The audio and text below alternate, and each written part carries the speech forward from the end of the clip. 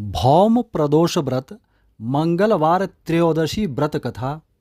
महर्षि व्यास जी के परम शिष्य पुराणवेता श्री सूत जी से शौनकादि ऋषियों ने पूछा, हे सूत जी, अब आप कृपा करके भौम प्रदोष व्रत के महात्म्य के विषय में विस्तार पूर्वक बताकर हमें अनुग्रहित करें। भौम प्रदोष व्रत यानी मंगलवार त्रयोदशी व्रत करने के क्या फायदे हैं, यह व्रत कैसे किया जाता है तथा सबसे पहले इस प्रदोष व्रत को किसने किया था, सो सब हमें बताने की कृपा करें।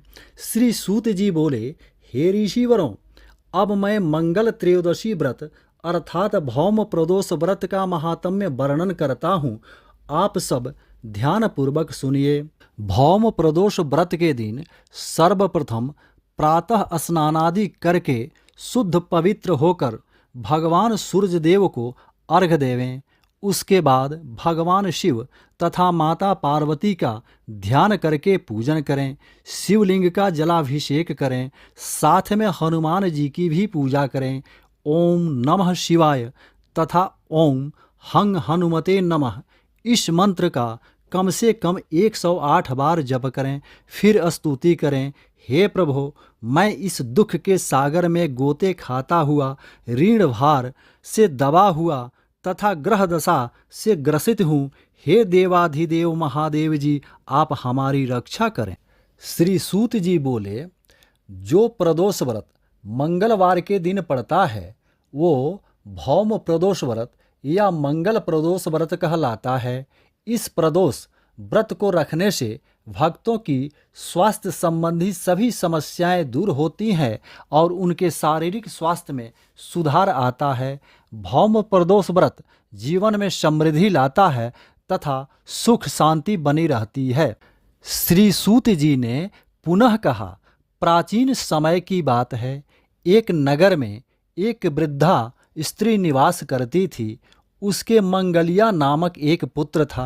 वृद्धा की हनुमान जी पर गहरी आस्था थी। वह प्रत्येक मंगलवार को नियम पूर्वक व्रत रखकर हनुमान जी की आराधना करती थी। उस दिन वह न तो घर को लीपती थी और न ही मिट्टी खोदती थी। वृद्धा स्त्री को मंगल प्रदोष व्रत करते हुए बहुत समय व्यतीत हो गए। एक बार हनुमान जी ने उसकी श्रद्धा की परीक्षा लेने की सोची। हनुमान जी साधु का वेश धारण कर वहां गए और पुकारने लगे, है कोई हनुमान भक्त जो हमारी इच्छा पूर्ण करे? पुकार सुनकर वृद्धा स्त्री बाहर आई और बोली, आज्ञा कीजिए महाराज। साधु वेशधारी हनुमान जी बोले, मैं भूखा हूँ, भोजन करूँगा, तू थोड़ी जमीन लीप दे। वृद्धा स्त्री दुविधा में पड़ गई।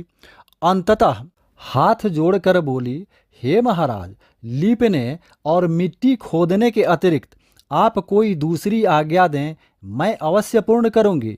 साधु ने 3 बार प्रतिज्ञा कराने के बाद कहा, तू अपने बेटे को बुला, मैं उसकी पीठ पर आग जलाकर भोजन बनाऊंगा। वृद्धा स्त्री के पैरों तले धरती खिसक गई, परंतु वह प्रतिज्ञाबद्ध थी। उसने मंगलिया को बुलाकर साधु को सुपुर्द कर दिया। मगर साधु रूपी हनुमान जी ऐसे ही मानने वाले न थे। उन्होंने वृद्धा के हाथों से ही मंगलिया को पेट के बल लिटवाया और उसकी पीठ पर आग जलवाई। आग जलाकर दुखी मन से वृद्धा अपने घर के अंदर चली गई। इधर भोजन बनाकर साधु रूपी हनुमान जी ने वृद्धा को बुलाकर कहा कि तुम मंगलिया को पुकारो ताकि वह भी आकर प्रसाद ग्रहण कर ले। इस पर वृद्धा बहते हुए आंसुओं को पोंछकर बोली, उसका नाम लेकर मुझे और कष्ट न पहुँचाओ महात्मा जी। लेकिन जब साधु महाराज नहीं माने तो वृद्धा ने मंगलिया को आवाज़ लगाई। पुकारने की देर थी कि मंगलिया दौड़ा दौड़ा आ पहुँचा। मंगलिया को जीवित देखकर वृद्धा को सुखद आश्चर्य हुआ। वह साधु के चरणों में गिर पड़ी। साधु महाराज अपने वास्तविक रूप में प्रकट हुए। हनुमान जी को अपने घर में देखकर वृद्धा स्त्री का जीवन सफल हो गया। श्री सूत जी बोले, मंगल प्रदोष व्रत से भगवान शिव और माता पार्वती जी इसी तरह भक्तों को साक्षात दर्शन देकर कृतार्थ करते हैं हनुमान जी, जो भगवान शिव के साक्षात रुद्र रूप हैं। वहीं उस वृद्धा स्त्री को दर्शन देकर उसको कृतार्थ किए। ओम नमः शिवाय। जय मां पार्वती। हर हर महादेव।